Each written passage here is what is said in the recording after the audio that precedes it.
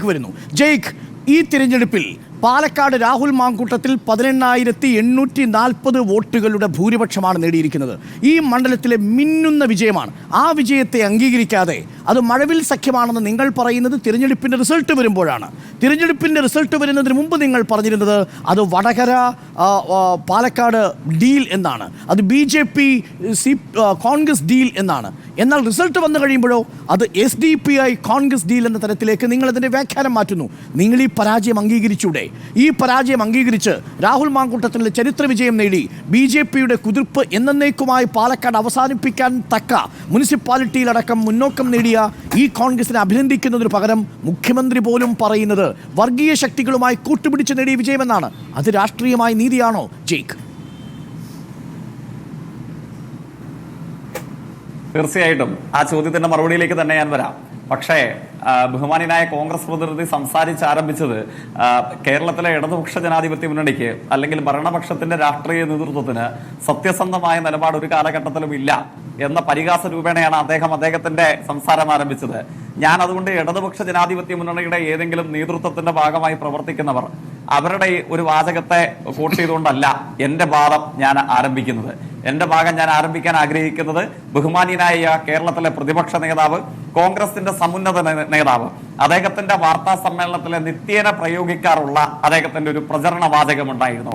ഈ തെരഞ്ഞെടുപ്പിന്റെ ആദ്യ മധ്യാന്തം അത് UDFനെ എതിർത്തു എന്ന് അദ്ദേഹം പറയുന്ന മാധ്യമങ്ങളുടെ അടക്കം എനിക്ക് അല്പം ചിരി തോന്നി. UDFനെ ഏതോ മാധ്യമം ബോധപൂർവ്വം എതിർത്തു, കോർണർ ചെയ്യാൻ ശ്രമിച്ചു എന്നൊക്കെയുള്ള UDF പ്രതിനിധിയുടെ വാചകം കേട്ടപ്പോൾ. അപ്പോൾ എന്തായാലും UDFനെ അനുകൂലിക്കുകയോ പ്രതികൂലിക്കുകയോ ചെയ്യുന്ന എല്ലാ മാധ്യമങ്ങളുടെയും പബ്ലിക് ഡൊമൈന് മുമ്പിൽ ഇപ്പോഴും പ്രതിപക്ഷ നേതാവിന്റെ ആദ്യ മധ്യാന്തമുള്ള വാർത്താ സമ്മേളനങ്ങളുടെ ഒരു ആർക്കൈവ് ഉണ്ടാകും. എന്തായിരുന്നു അദ്ദേഹത്തിന്റെ പ്രഖ്യാപനം?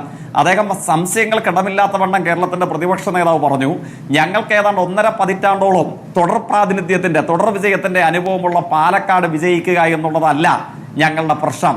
ഞങ്ങളുടെ പ്രശ്നം ഭരണവിരുദ്ധ വികാരത്തിന്റെ അർത്ഥപൂർണമായ വിളവെടുപ്പ് ഉണ്ടാകണമെങ്കിൽ, പ്രതിപക്ഷ രാഷ്ട്രീയ പ്രവർത്തനത്തിന്റെ ശരിയാവണ്ണമുള്ള ജനങ്ങളുടെ അംഗീകാരം ലഭിക്കണമെങ്കിൽ ചേലക്കര പിടിച്ചെടുക്കണം. ചേലക്കര പിടിച്ചെടുക്കുന്നതിലൂടെയാണ് ഞങ്ങളുടെ വിജയമെന്ന് അദ്ദേഹം നാഴികയ്ക്ക് 40 വട്ടവും പറഞ്ഞു. ഇവിടെ ചർച്ചയിൽ പങ്കെടുക്കുന്ന കോൺഗ്രസ് പ്രതിനിധി ഇപ്പോഴത് അംഗീകരിക്കുമോ ഇല്ലയോ എന്ന് എനിക്കറിയില്ല. പക്ഷേ നമ്മുടെ പബ്ലിക് ഡൊമൈന് മുമ്പിലുണ്ട്. ആ ചേലക്കര UDFന് തൊടാൻ പറ്റാതാവാത്ത വിധം അഭിമാനകരമായ വോട്ടിന്റെ ഭൂരിപക്ഷത്തോടു കൂടെ 2024 പാർലമെന്റ് തെരഞ്ഞെടുപ്പിൽ ഉണ്ടായതിനേക്കാൾ ഇരട്ടിയോളം വോട്ടിന്റെ ഭൂരിപക്ഷത്തോടു കൂടെ 2016 ഇടതുപക്ഷ തരംഗമുണ്ടായി എന്ന് 91 സീറ്റിന്റെ അധികാരത്തിൽ LDF അധികാരത്തിൽ വന്ന സമയത്തുണ്ടായ വിജയത്തെക്കാൾ വലിയ മാർജിനോടുകൂടെ ആ ചേലക്കരയിൽ ഞങ്ങൾ വിജയിച്ചിരിക്കുന്നു. ഇനി പാലക്കാടേക്ക് വന്നാൽ ഈ 2021 കെ രാധാകൃഷ്ണൻ നേടിയ വോട്ടിന്റെ ഭൂരിപക്ഷത്തിൽ നിന്ന് 27,000 വോട്ടിന്റെ കുറവുണ്ടായല്ലോ ചേലക്കരയിൽ. അതെങ്ങനെ സംഭവിച്ചു?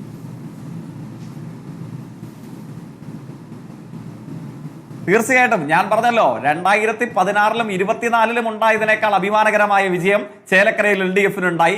2021-ൽ 99 സീറ്റോടുകൂടെ ഇടതുപക്ഷം അധികാരത്തിൽ വന്ന സമയത്തെ ഇടതു തരംഗത്തിന്റെ കാലയളവിൽ ഉണ്ടായ അത്ര വോട്ട് ചേലക്കരയിൽ ഇപ്പോൾ വന്നിട്ടില്ല. പക്ഷേ അതിനുശേഷം നടന്ന 2024, അതായത് എനിക്ക് തോന്നുന്നു 6 മാസക്കാലത്തെ ഇടവേളയ്ക്ക് മുമ്പ് നടന്ന തെരഞ്ഞെടുപ്പിനേക്കാൾ ഇരട്ടിയോളം വരുന്ന വോട്ടിന്റെ ഭൂരിപക്ഷം ഇടതുപക്ഷ ജനാധിപത്യ മുന്നണിക്ക് സഖാവ് UR പ്രദീപിന് ചേലക്കര നൽകിയിട്ടുണ്ട്. അപ്പോൾ ഇനിയിപ്പോ പാലക്കാടേക്ക് വന്നാൽ പാലക്കാട് മറ്റ് മണ്ഡലങ്ങളിൽ LDF UDF ഒക്കെ ജയിക്കുന്നത് പോലെ പാലക്കാട് UDFന്റെ വിജയമൊന്നും ഞങ്ങൾ ആരും കാണാതിരിക്കുന്നില്ല. പക്ഷെ പ്രത്യേകത എന്താണ്? പാലക്കാട് ഈ പറഞ്ഞതുപോലെ ഏതാണ്ട് 1.5 പതിറ്റാണ്ടോളം കാലയളവിൽ UDF ജയിക്കുന്ന ഘട്ടങ്ങളിലാകെയും ഇടതുപക്ഷ ജനാധിപത്യ മുന്നണി ഏറ്റവും ഒടുവിൽ നടന്ന 2 നിയമസഭാ തെരഞ്ഞെടുപ്പുകളിലും 3-ാം സ്ഥാനത്തായിരുന്നു. വോട്ട് വിഹിതം കുറവായിരുന്നു. BJP 2-ാം സ്ഥാനത്തും UDF വിജയിക്കുകയും ചെയ്യുന്ന സാഹചര്യമായിരുന്നു ഉണ്ടായിരുന്നത്. ആ സാഹചര്യത്തിൽ മാറ്റം വന്നു. ഇടതുപക്ഷം അഭിമാനകരമായ പെർഫോമൻസ് നടത്തി എന്നുള്ളതല്ല, എന്നാലും ആശ്വാസകരമായ ഒരു മുന്നേറ്റം, എന്നാൽ ഞങ്ങൾ വിമർശനപരമായി പരിശോധിക്കേണ്ട ചില കാര്യങ്ങളടക്കം ആശ്വാസകരമായ ഒരു മുന്നേറ്റം പാലക്കാട് നിയോജക മണ്ഡലത്തിൽ ഇടതുപക്ഷത്തിനുണ്ടായി. പക്ഷെ പ്രത്യേകത എന്താണ്? ഞങ്ങൾ ഇപ്പോൾ ഉന്നയിക്കുന്ന ആരോപണമല്ലല്ലോ. അങ്ങയുടെ തന്നെ മാധ്യമ സ്ഥാപനത്തിന്റെ ഒരു ഷോയിൽ പങ്കെടുത്തുകൊണ്ട് UDFന്റെ സ്ഥാനാർത്ഥിയോട് അങ്ങയുടെ സഹപ്രവർത്തകയായ മാധ്യമ പ്രവർത്തക എത്ര തവണ ചോദിക്കുന്നുണ്ട് UDF സ്ഥാനാർത്ഥിക്ക് ഒരു ബിഗ് ബ്രേക്കിങ്ങിനുള്ള അവസരം വന്നിരിക്കുന്നു, SDPIയുടെ വോട്ട് വേണ്ട എന്ന് പറയാനുള്ള ചങ്കൂറ്റം, തന്റെ ഇടം, നട്ടല്, അങ്ങനെയൊന്നുമല്ല പ്രയോഗിച്ചതെങ്കിൽ പോലും അതിന് സമാനമായി SDPIയുടെ വോട്ട് വേണ്ട എന്ന് പറയാനുള്ള ഒരു മനസ്സ് UDF സ്ഥാനാർത്ഥിക്കുണ്ടോ, നിയുക്ത പാലക്കാട് ഇപ്പോഴത്തെ MLAക്കുണ്ടോ എന്ന് ചോദ്യം ചോദിക്കുന്നുണ്ട്. SDPI ഒന്നൊരു വാക്കുരിയാടാൻ, ആ 4 അക്ഷരം ചേർത്ത് പറയാൻ അപ്പോഴും ഇപ്പോഴും ഞാൻ ഇപ്പോഴും ചോദിക്കുന്നു, UDFന്റെ പ്രതിനിധികൾക്കോ നേതൃത്വത്തിനോ കഴിയുന്നുണ്ടോ? അങ്ങ് കണ്ടതല്ലേ, അങ്ങേക്ക് അറിയാത്ത സ്ഥലമല്ലല്ലോ പാലക്കാട് ഗവൺമെന്റ് വിക്ടോറിയ കോളേജ്. ആ വിക്ടോറിയ കോളേജിന് മുമ്പിൽ പാലക്കാട് UDFന്റെ വിജയാനന്തരം ആദ്യ പ്രകടനം നടത്തിയത് ആരാ? യൂത്ത് കോൺഗ്രസ് ആണോ, ലീഗാണോ, കോൺഗ്രസ് ആണോ, UDFന്റെ ഏതെങ്കിലും കക്ഷികളാണോ? ആരായിരുന്നു നടത്തിയത്? അനൗദ്യോഗിക UDF ഘടകകക്ഷിയാണോ എന്ന് ഇതിനോടകം നമുക്കെല്ലാവർക്കും ന്യായമായ പ്രബലമായ സംശയമുള്ള SDPI വിക്ടോറിയ കോളേജിന് മുമ്പിൽ പ്രകടനം നടത്തി.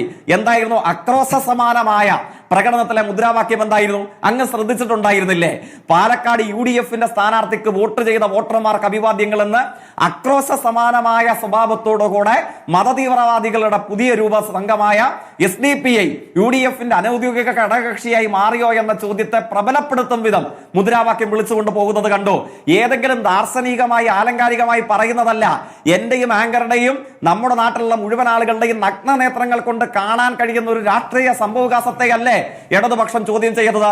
ഈ വിജയത്തിൽ ജമാഅത്തെ ഇസ്ലാമിയുടെ, SDPIയുടെ, കേരളത്തിലെ വർഗീയ രാഷ്ട്രീയത്തിന്റെ പുതുരൂപങ്ങളുടെ പിന്തുണ, അവരുടെ സഹായം ഇല്ലേ എന്ന ചോദ്യം നഗ്ന നേത്രങ്ങൾ കൊണ്ട് കാണുന്ന ഏത് മലയാളിയും ചോദിക്കും.